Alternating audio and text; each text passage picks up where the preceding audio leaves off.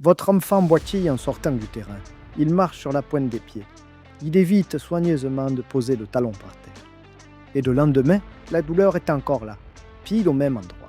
Vous lui avez dit que ça allait passer. Vous avez peut-être même pensé qu'il en rajoutait un peu. Il n'en rajoute pas. Bonjour à tous, ici Rémi de Mes Conseils Santé. Aujourd'hui, on parle d'une douleur qui vide les terrains de sport. Une douleur qui a un nom, la maladie de Sévère. Et pour comprendre ce qui se passe dans ce talon, j'ai une image pour vous. Imaginez que le talon de votre enfant est un chantier en pleine construction. L'os n'est pas fini. Il garde une zone tendre, une zone de dalle encore fraîche. C'est ce que l'on appelle le cartilage de croissance. Juste au-dessus de cette dalle, il y a un câble, le tendon d'Achille, le tendon le plus puissant du corps humain. À chaque pas, il tire. À chaque saut, il tire beaucoup plus fort. Un pas, ça passe. 1000 pas sur un sol dur, ça commence à chauffer. 3 entraînements par semaine, plus un match le samedi, et le chantier finit par protester. Voilà la maladie de Sévère. Ce n'est pas une fracture, ce n'est pas une maladie qui s'installe à vie. C'est une zone de croissance qui crie parce qu'on tire trop dessus, trop souvent. L'âge où ça arrive, entre 8 et 15 ans, pile pendant le pic de croissance. Et là, il y a un détail que peu de parents connaissent. Les os grandissent plus vite que les muscles. Le mollet se retrouve mécaniquement trop haut. Du coup, le tendon d'Achille est tendu comme une corde de guitare avant même le premier échauffement.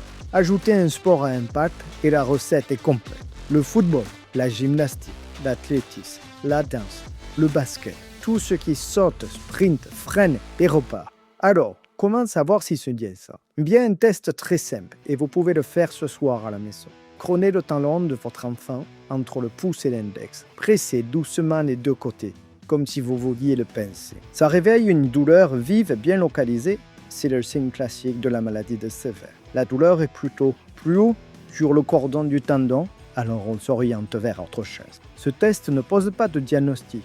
Il vous aide à montrer au médecin l'endroit exact qui fait mal. Et ça change tout pendant le rendez-vous. Maintenant, la partie qui vous intéresse vraiment. Comment on le soulage? 3 gestes dans cet ordre. Le premier, c'est le repos relatif. Attention, repos relatif ne veut pas dire canapé pendant 3 mois. Ça veut dire mettre en pause le sport qui déclenche la douleur pendant quelques semaines et le remplacer. La natation, le vélo. 2 sports portés où le talon ne prend aucun choc. L'enfant garde son souffle, ses copains et sa fierté. Parce qu'un enfant qui comprend pourquoi il fait une pause, il tient sa pause. Un enfant qu'on prive sans explication, il rejoue en cachette à la récréation. Le deuxième geste, c'est le froid. 15 minutes après l'effort, pas avant, pas 45 minutes. Une poche de froid enveloppée dans un linge fait, jamais à même la peau. Et si la journée a été changée, vous pouvez remettre une application le soir. Le troisième geste, c'est celui qu'on oublie le plus souvent, et c'est pourtant le plus rentable. L'amorti. Une talonnette amortissante en gel ou en silicone fait 2 choses en même temps. Elle surélève le talon de quelques millimètres, ce qui relâche la traction du tendon, et elle absorbe les chocs à chaque pas, comme un amortisseur posé sur la dalle fraîche. Une seule condition pour que ça marche. La talonnette doit être dans toutes les chaussures, pas seulement dans les chaussures de sport, parce que le talon de votre enfant fait aussi 6 heures de couloir et de cours de récréation par jour. Et pendant le sport, on passe à la semelle amortissante complète. Elle répartit les appuis sur toute la longueur du pied. Si après plusieurs semaines de confort ne suffit pas, un podologue peut réaliser des semelles sur mesure. Un mot sur les chaussures, parce que ça compte plus qu'on ne croit. Une paire de sport de plus de 500 km n'amortit plus grand-chose. Regardez l'usure sur le talon, elle raconte tout. Et on met de côté, le temps de la crise, les modèles complètement plats et les longues journées pieds nus sur le carrelage. Alors, combien de temps ça dure? C'est la question que tous les parents se posent. La réponse honnête, quelques semaines à quelques mois, pas 3 jours.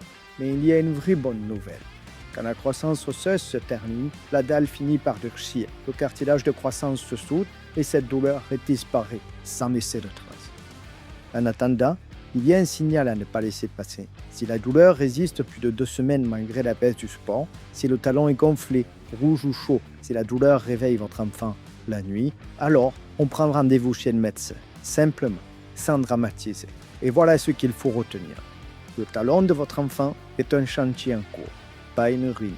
Moins de chocs, plus d'amortis, un mollet plus souple et du temps. Pour retrouver la liste des solutions dont nous avons parlé et lire notre dossier complet, rendez-vous sur notre site mesconseilssanté.fr. Attention, ce podcast est informatif. Il ne remplace en aucun cas une consultation médicale. En cas de mal-être profond ou de symptômes persistants, consultez impérativement votre médecin ou votre pharmacien. Prenez soin de vous et à très vite.